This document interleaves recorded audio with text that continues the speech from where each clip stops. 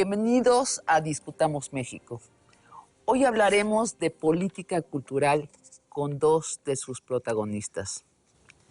Rafael Tovari de Teresa, presidente del Consejo Nacional para la Cultura y las Artes entre 1992 y el año 2000.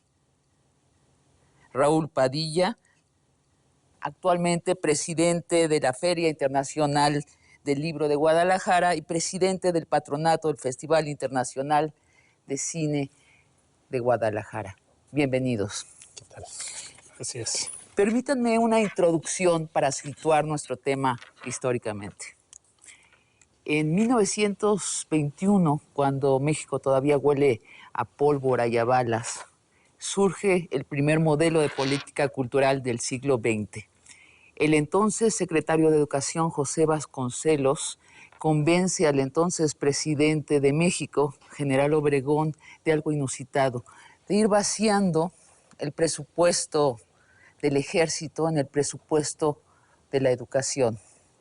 Hay que decir de inmediato que para Vasconcelos la educación se prolonga naturalmente en las artes y la literatura, donde se educan los sentidos y la imaginación.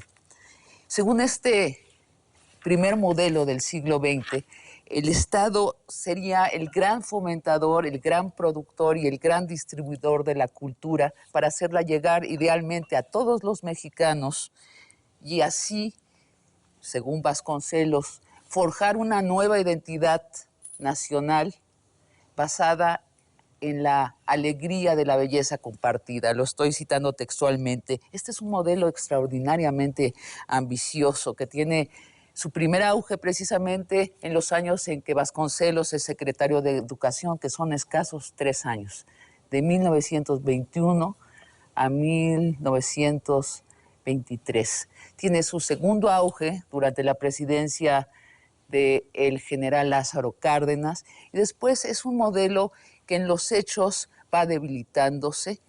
Sin embargo, la noción que el Estado debería de ser el productor hegemónico de la cultura, entre paréntesis, lo que le garantizaba ser el controlador de los contenidos ideológicos de la cultura, se sostiene hasta casi finales del siglo XX, cuando se funda el Consejo Nacional para la Cultura y las Artes en 1988. Rafael, en 1988 tú eres un muy joven, pero ya encumbrado funcionario del CONACULTA. Relátanos, ¿cuál es la misión que se impone el CONACULTA y sobre todo, cuál es la novedad de esa misión?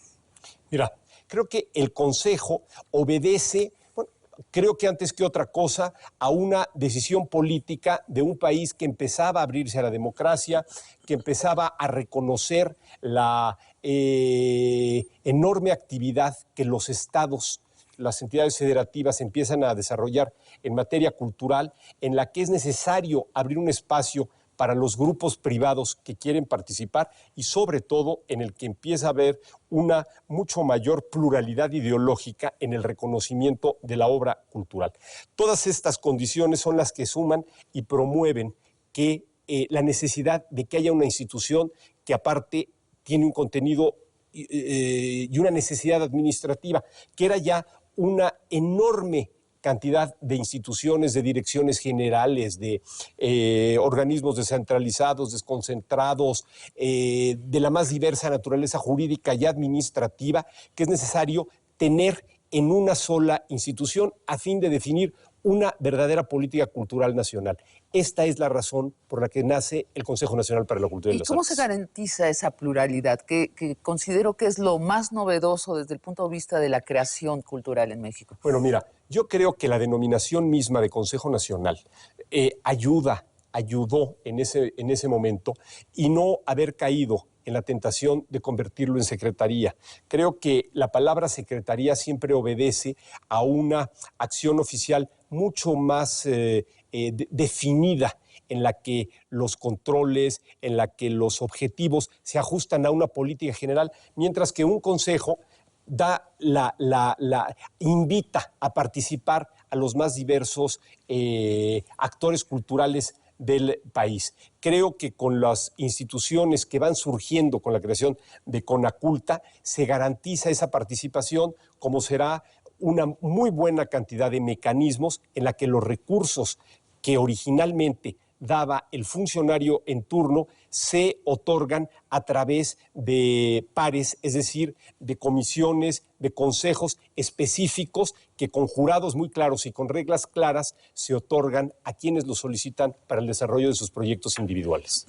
Raúl, tú eres rector en ese momento de la Universidad de Guadalajara. ¿Cómo asumes la necesidad, esta nueva necesidad de pluralidad en este México que se está volviendo democrático?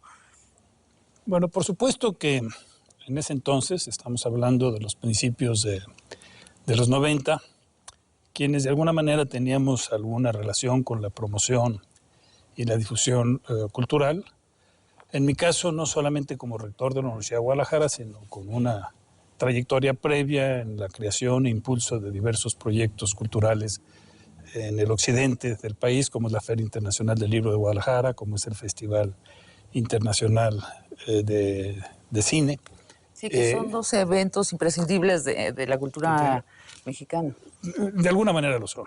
Ambos asociados a la Universidad de Guadalajara. Como rector tuve la satisfacción de poderlos impulsar de una manera mejor con los instrumentos que me daba efectivamente la dirección, el mando de la Universidad de Guadalajara. Por supuesto que en ese entonces, repito, a principios de los 90, nosotros saludamos y vimos con mucha simpatía la creación del Consejo Nacional para la Cultura y las Artes, que en ese entonces efectivamente se perfilaba como un nuevo esquema de gestión, de promoción y de fortalecimiento de la cultura. Aparecía efectivamente ante los actores culturales de la época como un impulso del gobierno para, digamos, trasladar el control mecánico del Estado, de las políticas y los programas culturales, digámoslo así, a los creadores. Con todo este sistema, digamos, de gestión, que más bien intentó poner los recursos al servicio de la comunidad cultural en lugar de direccionarlos. Eso, por supuesto, que nos pareció bien a todo mundo, ¿no? Y lo saludo.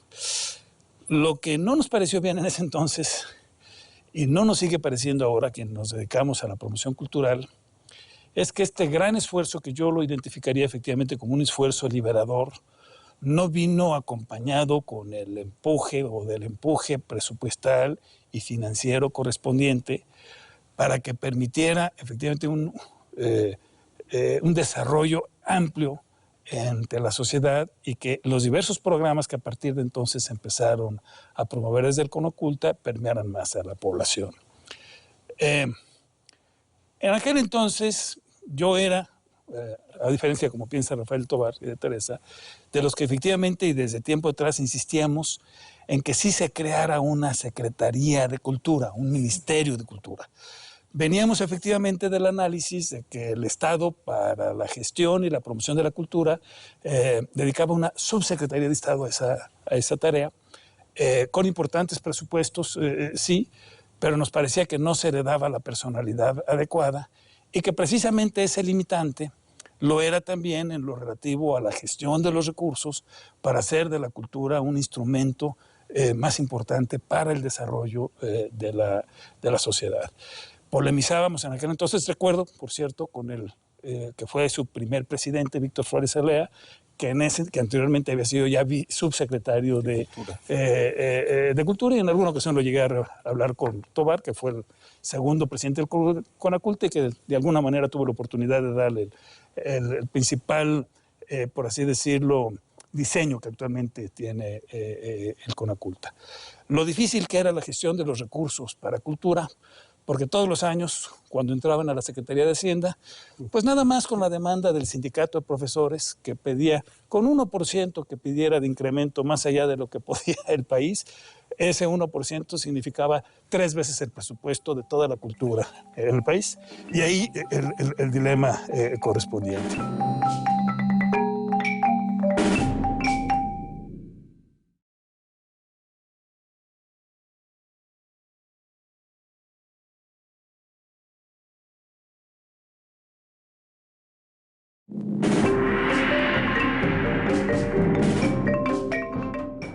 Todos los años, cuando entraban a la Secretaría de Hacienda, pues nada más con la demanda del sindicato de profesores que pedía, con 1% que pidiera de incremento más allá de lo que podía el país, ese 1% significaba 3 veces el presupuesto de toda la cultura en el país. Y ahí el dilema correspondiente. Y por eso simplemente hacer ese efecto, y perdón por terminar de matizar, porque eso hay que tenerlo claro. Han mejorado las políticas de gestión. Efectivamente, ahora las políticas de gestión son más abiertas, son más plurales, pero no le dedicamos a la cultura Lo que deberíamos. Ni siquiera lo del trayecto histórico. Retomo las intervenciones de ambos.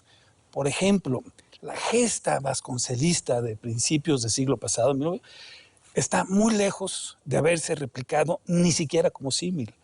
Esa gesta vasconcelista... Bueno, en época de Lázaro Cárdenas. De alfabetización y de aculturación del país, lo voy a decir en números, tuvo una inversión cercana a 4% de lo que era el Producto Interno Bruto del país en ese entonces. Nada más para darnos una idea de este esfuerzo. Hoy, en pleno siglo XXI, crisis arriba, crisis van, crisis vienes, el país, o sea, el Estado, no destina arriba del 0.20%, o sea, 0.20% del recurso público para el impulso y el desarrollo de la cultura. Yo quiero dar la perspectiva desde el lado de los artistas y de los espectadores. Como lo han dejado ver ustedes, las instituciones culturales hacen mucho más que distribuir becas y subsidios. Sin embargo, las becas y subsidios fueron lo más notorio del nuevo modelo que instauró el CONACULTA, y yo creo que no es casual. Creo que las becas y subsidios, ese dinero contante y sonante distribuido a los creadores mexicanos, causó un impacto muy real. Hubo una multiplicación impresionante de la creación en México. Les voy a mencionar algunos datos, casi al azar, 3 datos. Entre 1990 y el año 2000 se realizan el doble de obras de teatros que la década anterior. Se multiplican por 4 los libros publicados por escritores mexicanos. Y hay más compositores de obras musicales de concierto entre 1990 y el año 2004 que en el resto del siglo XX. Lo que parece haber sucedido, y lo aludías a esto, es que no se multiplica geométricamente el público. Aumenta, pero no geométricamente. Rafael, por 1995 empiezan estos congresos que yo recuerdo como tormentosos de los artistas, en donde dice, ¿por qué nuestra obra no está llegando al gran público? ¿Por qué no estamos completando la idea de Vasconcelos de llegar a todos los mexicanos? ¿Dónde está el público? Traigan al público. ¿Quién me trae el público? ¿Cuándo detectas tú el problema y cuál es tu reacción? Sí, mira, primero quisiera hacer referencia a lo que dice Raúl.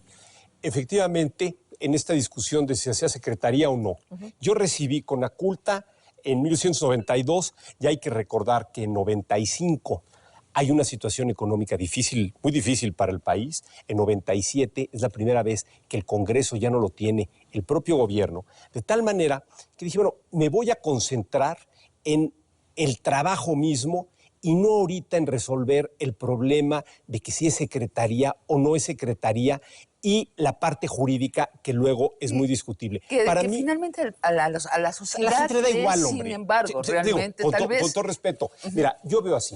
El presupuesto que a mí me tocó cerrar en el año 2000 fue de 3.400 millones.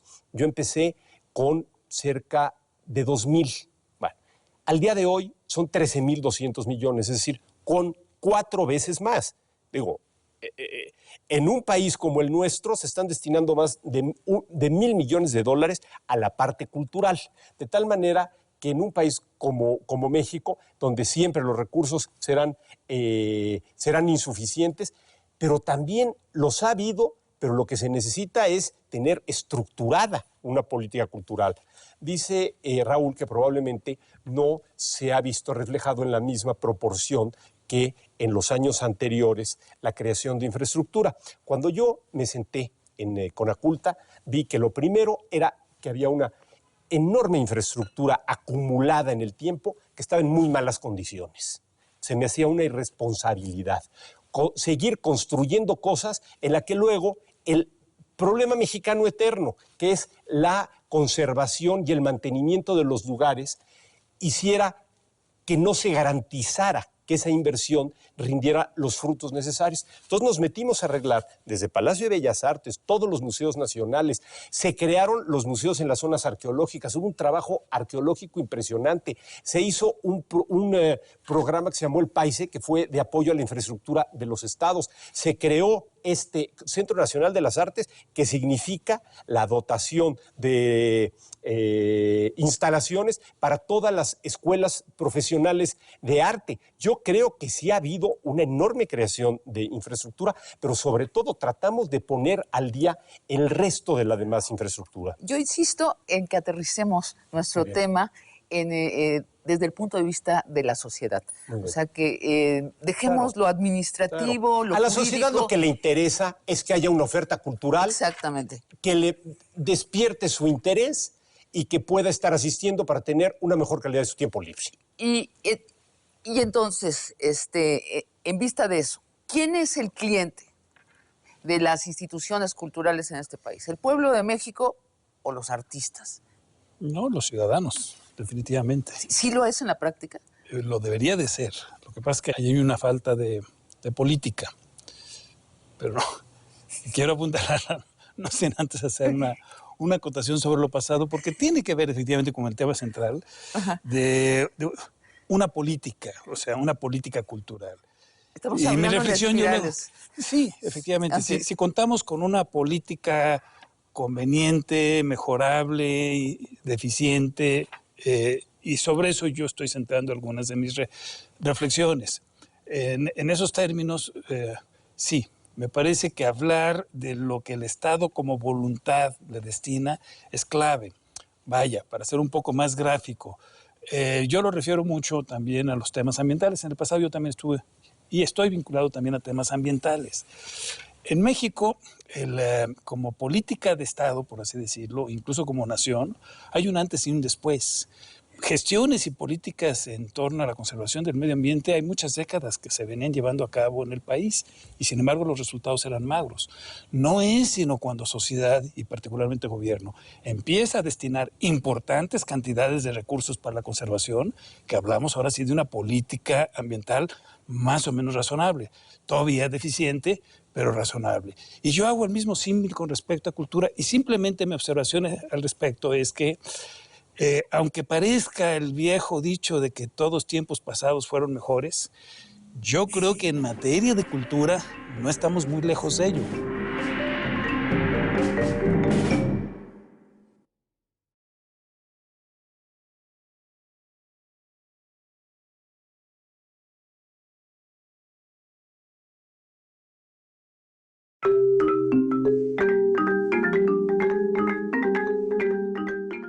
Aunque parezca el viejo dicho de que todos tiempos pasados fueron mejores, yo creo que en materia de cultura no estamos muy lejos de ello. En materia de política cultural, en el pasado, a pesar de los escasos recursos con que contaba la nación, sí se le destinaban enormes recursos, enormes esfuerzos que conjuntaban la voluntad de Estado y sociedad. Entonces, en muchos de estos proyectos. El problema de que llegue el arte a la gente depende de la cantidad de dinero que se derrame en el arte.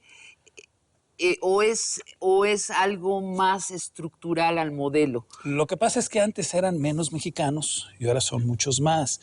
Pero voy a tu pregunta muy directa, en términos de que, bueno, hay más recursos, hay más subsidios, hay más becas, hay más creadores, efectivamente, pero no se ven más receptores, más públicos.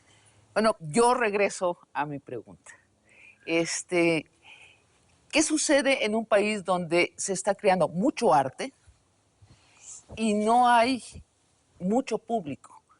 Y vuelvo a la pregunta directamente a Rafael. ¿Cuándo detectas tú como presidente de Conaculta el problema y cuál es tu reacción? ¿El Estado puede o quiere ser el gran distribuidor de la cultura? ¿Qué pasa allí? Mira, yo creo que sí se hizo un enorme esfuerzo por tener el máximo, digamos, de oferta cultural, en muy buena parte proveniente de los proyectos que se estaban apoyando. Creamos mecanismos, me acuerdo uno que se llama circuitos artísticos regionales, en los que no solo muchos de los proyectos que surgían del FONCA se presentaban, fueran musicales, teatrales, exposiciones. El FONCA es la agencia que distribuye es el Fondo Nacional para la contant- Cultura y las Artes, exactamente. el dinero a los artistas. Sino que también los grandes grupos nacionales como las orquestas, las compañías de teatro, de danza, salieran al interior del país. No tengo los datos en este momento, pero hasta el año 2000 no fueron malos y asistía mucha gente.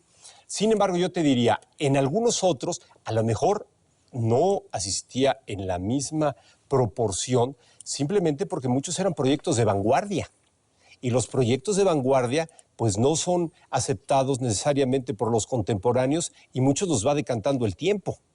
Pero, por ejemplo, yo recuerdo alguna obra de las tuyas que participaste, que fueron enormemente exitosas, que asistía mucha gente en los teatros de la Unidad del Bosque. De tal modo que pues es muy casuístico. Ahora, para eso existen los medios de comunicación, se hace la difusión correspondiente, pero también tú no puedes al artista, aquel que estás apoyando en todos estos mecanismos, orientarle qué tipo de obra va a producir para que garanticemos un público. En eso yo creo que tiene que haber una enorme libertad, ¿no? Yo creo que es momento de insertar otra faceta de nuestro tema, la educación artística.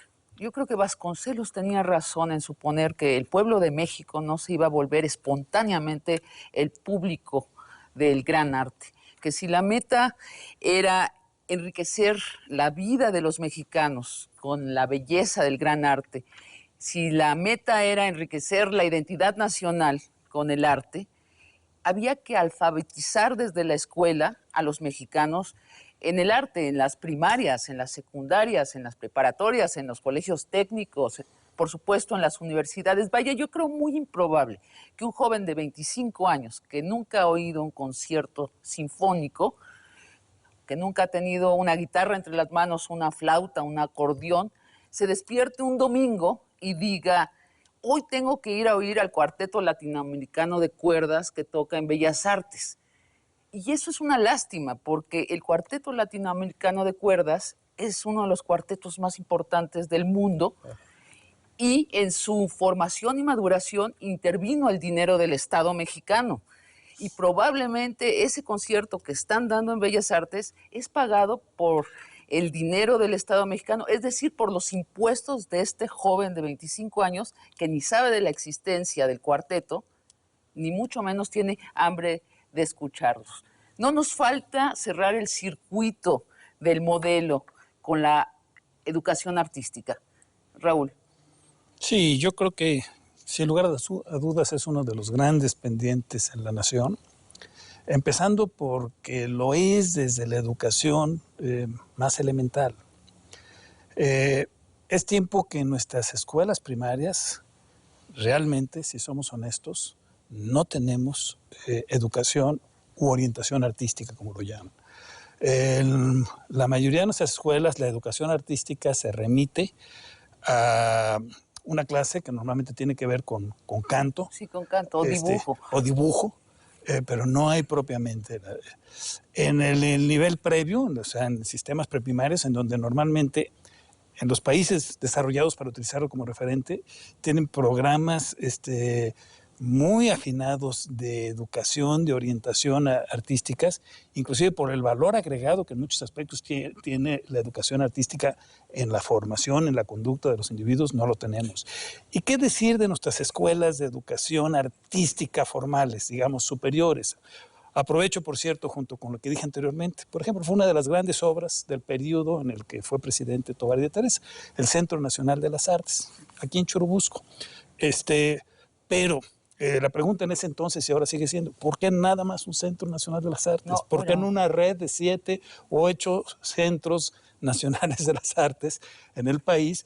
para mejorar efectivamente Pero la los formación hay, ¿eh? de nuestros Yo acabo de creadores. estar en claro. Aguascalientes. San Luis, Sí, y en San Luis Salamanca. también lo conozco. Bueno, el San Luis es el centro de las artes más bello que yo haya visto en mi vida, en cualquier país. Pero bueno, Rafael, hablemos de Sobre educación este tema, artística, sí. sí. Mira, el problema de la educación artística no es nada más privativo de lo artístico, sino de la educación en general. Yo creo que es uno de los grandísimos problemas en los que estamos atorados. Cuando tú analizas los problemas que tiene el país, siempre acaban desembocando en que tienen una raíz educativa. Bueno, yo creo que simplemente es porque el tema está encargado administrativa y jurídicamente a una institución que no lo puede cumplir. Por ley, el Instituto Nacional de Bellas Artes es el responsable de la educación artística y esto se refrenda con el decreto de creación de Conaculta. Yo quisiera saber, en las ciento y tantas mil escuelas de educación básica que tenemos en el país, si hay ciento y tantos mil maestros que puedan impartir esta disciplina. Es absolutamente imposible. Hay 370 maestros de educación artística en el país. Dato Lucina Jiménez. Por eso, entonces por eso es total y absolutamente imposible. Mi planteamiento fue que Conaculta absorbiera lo que es el tema de la educación artística profesional y, consiguientemente, fue lo que hicimos aquí en el Centro de las Artes. La creación de nuevas instalaciones con todos los instrumentos y todos los utensilios necesarios para poder cumplir su función en lo que es educación profesional. Entonces, la Escuela Superior de Músico, la Escuela de Artes Plásticas La Esmeralda, la Escuela de Teatro, el Centro de Capacitación de Cine, etcétera. De tal modo que esto quedara dentro del sector cultural, la parte de educación profesional y lo que es en la formación educativa, la parte artística, quedara dentro de la Secretaría de Educación. Creo que el primer paso se dio, hay que profundizarlo. Ahora, este primer paso ha sido encaminado sobre todo a la infraestructura de lo cultural y invertir en los artistas, en profesionalizarlos, y sin duda ha habido un cambio en la calidad del artista medio en México. Seguimos con el problema del público como la cifra ausente en la ecuación de cultura. Seguimos con el problema, ¿quién es el verdadero cliente de las instituciones culturales en México? Raúl, ¿qué le falta a nuestro modelo cultural para que llegue, insisto, a los muchos mexicanos?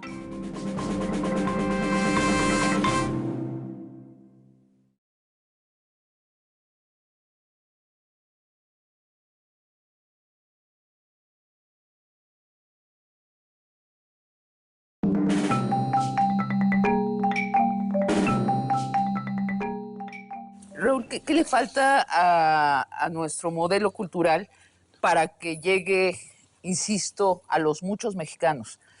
Yo creo que lo que hace falta es afinar nuestras políticas.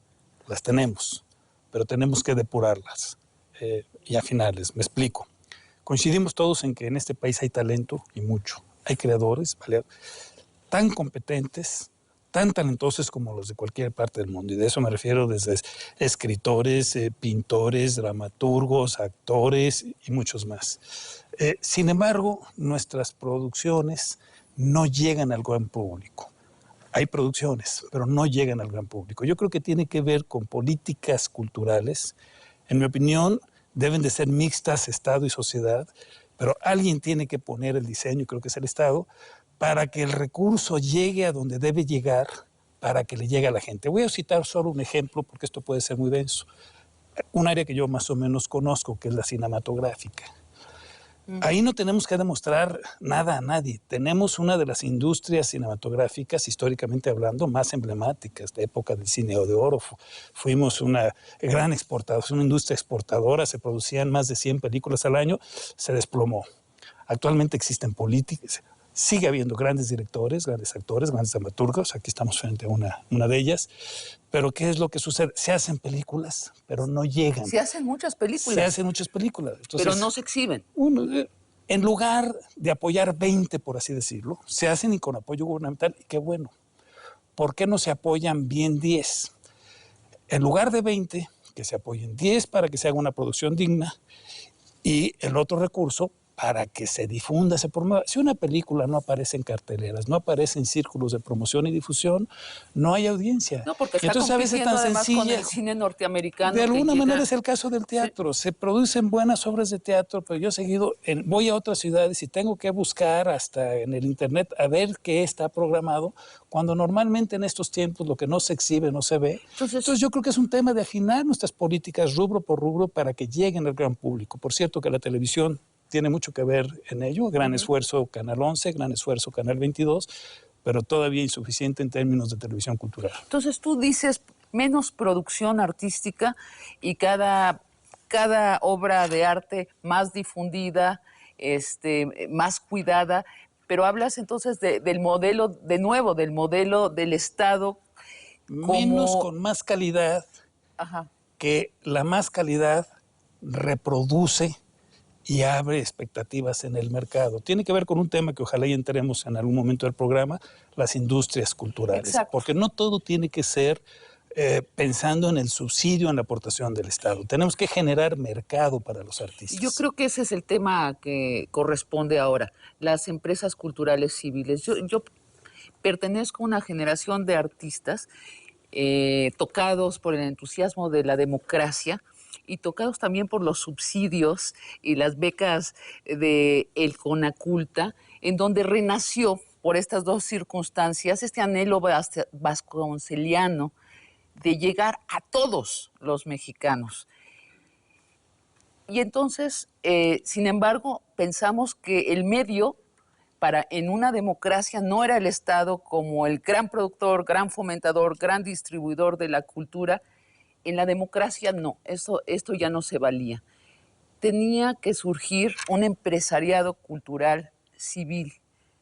Y yo creo que, Rafael, tú instauraste subsidios para que surgieran empresas civiles. Sí, mira, más bien les llamaría yo apoyos. Hubo un programa que se llamó Apoyo a Programas Culturales y Coinversiones, en el que había una regla básica, que era que cuando menos la mitad de los recursos pudiera estar garantizada por un esfuerzo de quien proponía el proyecto para llevarse a cabo.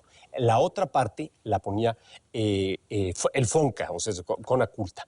Sin embargo, no eran proyectos de empresas en un sentido amplio, o sea, no es que fueran subsidios, eran para cosas muy específicas, para ediciones musicales, para un disco en concreto, para la puesta en escena de una obra, en fin, eran para cosas muy, muy específicas y creo que en ese sentido, pues se pudo apoyar proyectos culturales que de otra manera jamás hubieran podido ver la luz. Exactamente. Ahora, ¿cómo sí crear industrias culturales civiles? Porque la década que va del 2000 al 2010 fue la década en que con un entusiasmo inusitado surgieron empresas civiles dedicadas a la cultura, pero fue un moridero de empresas civiles. Muy pocas han subsistido. ¿Cómo lograr sí crear una industria cultural firme? ¿Qué falta? ¿Qué le hace falta a los civiles para volverse empresarios culturales? Yo creo que lo que hace falta es básicamente un marco normativo, legislativo más claro y más dirigido efectivamente a generar incentivos o exenciones fiscales para que efectivamente quienes a partir del talento quieren hacer empresa cuenten con instrumentos para poder hacerlo de mejor manera ante efectivamente un escenario en donde por lo pronto el mercado no es muy importante. Ahora, hablar de ese tipo de normativa no es hablar de nada nuevo. Casi todos los países desarrollados que tienen importantes industrias culturales así empezaron. Vámonos a la historia de Alemania, no digamos de Francia. Empezaron con este tipo de normativas en donde, por excepción, estos rubros contaban con incentivos, con capital de riesgo, lo que implica, o sea, con financiamiento a semifondo perdido y exenciones.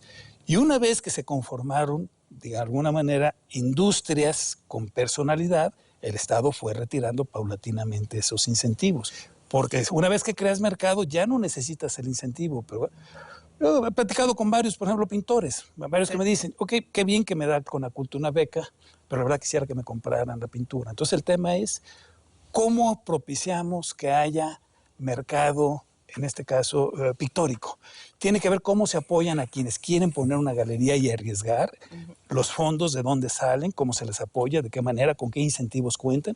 Y así podía hablarlo para el teatro, para el libro, indistintamente, ¿no? Yo creo que hace falta efectivamente un enfoque que nos lleve a la generación de toda una estrategia, y termino. Además, por razones de viabilidad económica, las industrias culturales en el mundo, junto con la informática, prácticamente son las únicas, es el único rubro, y el turismo, que siguen teniendo crecimiento exponencial.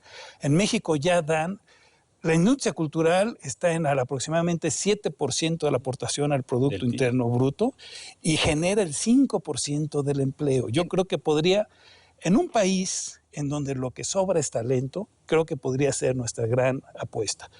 Quiero traer a colación una frase, por cierto, de Carlos Fuentes, analizando este tema en una conferencia que le escuché en una ocasión en Europa, que él decía, haciendo una evocación a México, salgamos del tercer mundo con nuestra cultura del primer mundo. Ahora, yo creo que también, sumando a lo que dice Raúl, es que muchos de los problemas del área cultural, del tema cultural, no está su solución dentro del propio sector cultural, está por fuera.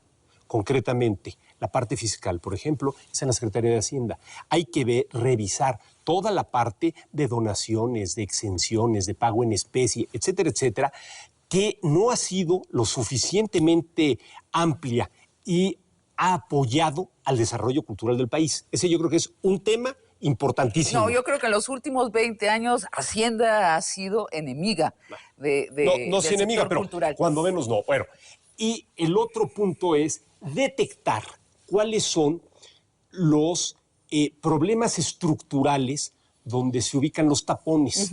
Me voy a referir a dos ejemplos que me tocó a mí trabajar. Uno fue el Auditorio Nacional. El Auditorio Nacional era una verdadera carga administrativa para el INBA. Yo era director en esa época. Le costaba dinero, no ganaba nada, había espectáculos de muy baja calidad, etc. Se hizo una inversión única por el gobierno, un poco bajo esa condición. Es la única vez que le vamos a meter dinero. Pero se creó un fideicomiso privado. El comité técnico estará formado por gente del sector privado, pero también del sector cultural, por algunos artistas. Al día de hoy oscila entre el primer y segundo lugar de los teatros mundiales.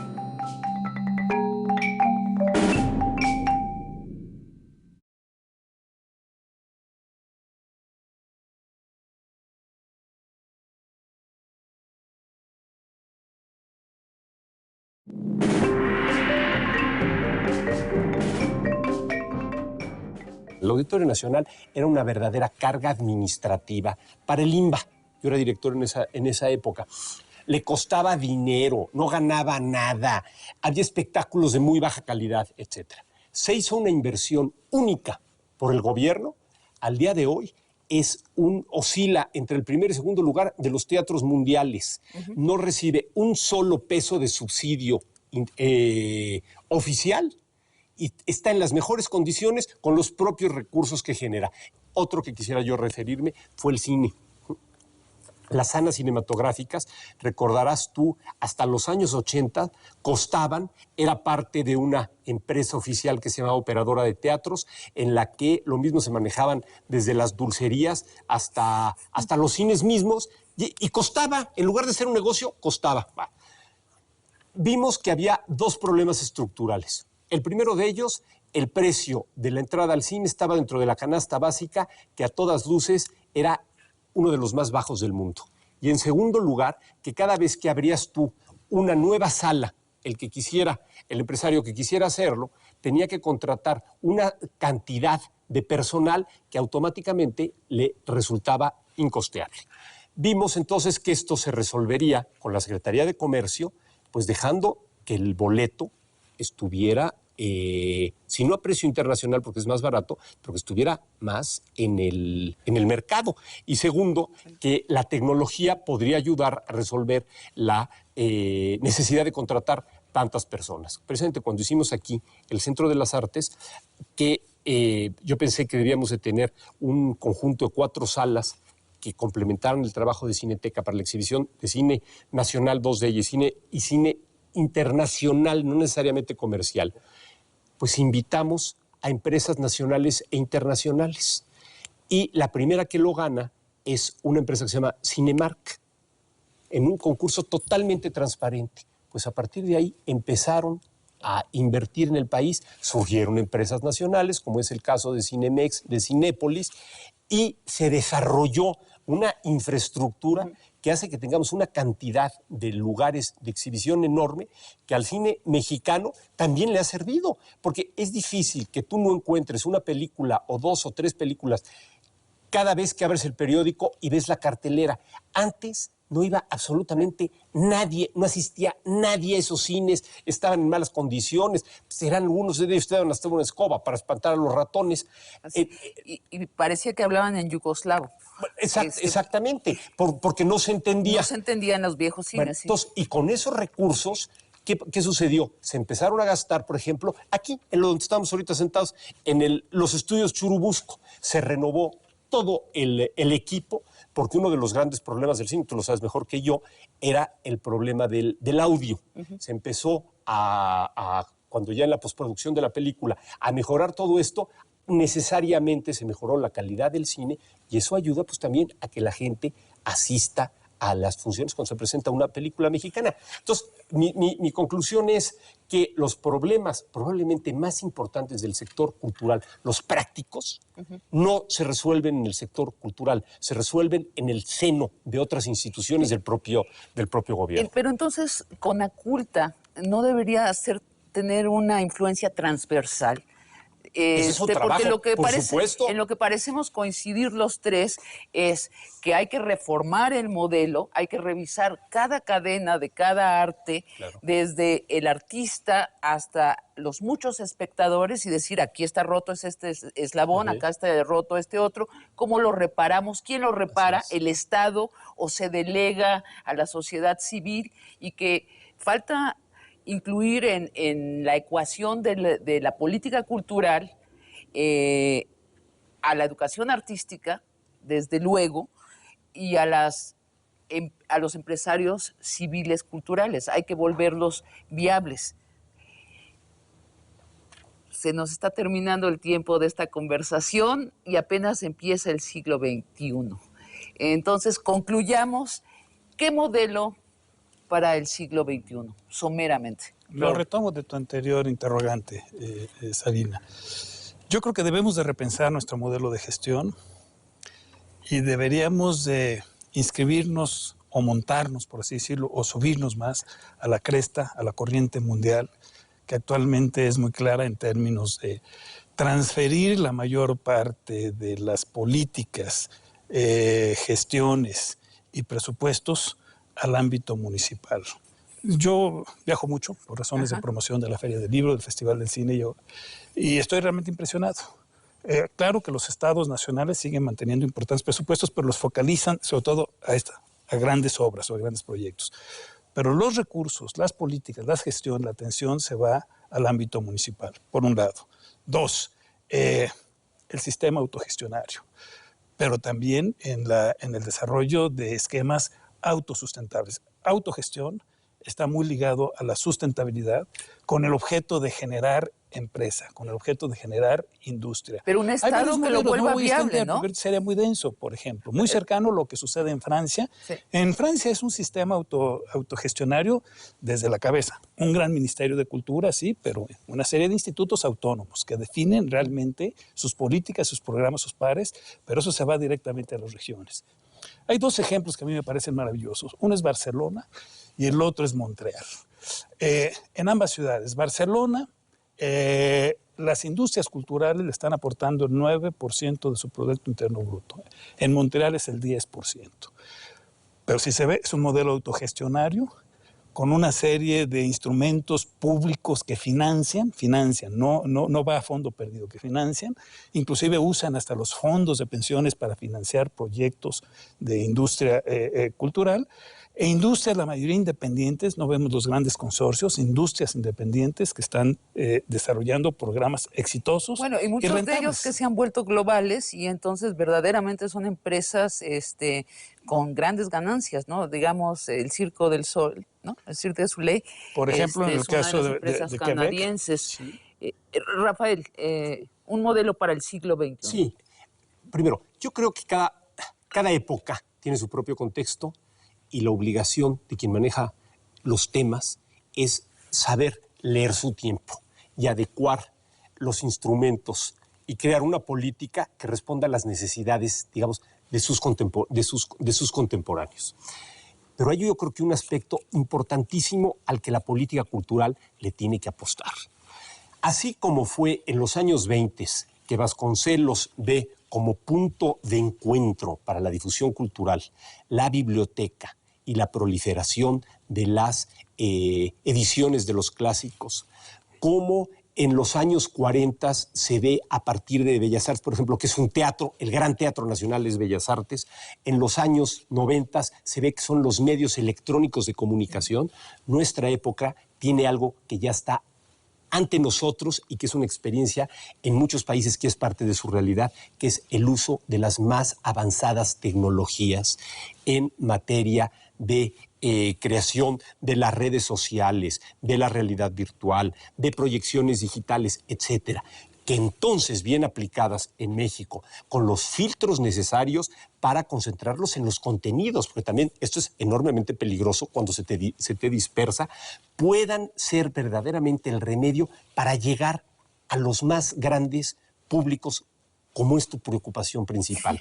En el momento en el que tú haces una función, no es que deje de existir ni el libro, no es que dejen de existir los conciertos, no es que dejen de existir las funciones de cine, pero tienes la infraestructura. Para eso mismo, que antes era para 2,000 personas, lo puedes hacer ahorita para el número más ilimitado, simplemente con la utilización de, por ejemplo, de una pantalla. Tú haces un concierto, se hace la ópera, como ahora se está haciendo en el Auditorio Nacional, y tú esto lo puedes proyectar en toda la República. Imagínate el teatro, cómo podría llegar a los municipios más perdidos de la República. El libro, con las nuevas formas del libro electrónico, no va a desaparecer el libro, igual que la rueda no ha desaparecido del arado hasta ahora, la que te mueve un cohete espacial para que despegue, pero necesita unas ruedas para que lo muevan. Será el mismo caso. Entonces, yo creo que el uso de la tecnología para la multiplicación de los productos culturales en la difusión y la promoción, yo creo que es el camino de la política cultural del siglo XXI. Muchas gracias por esta conversación y hasta el próximo tricentenario. Gracias.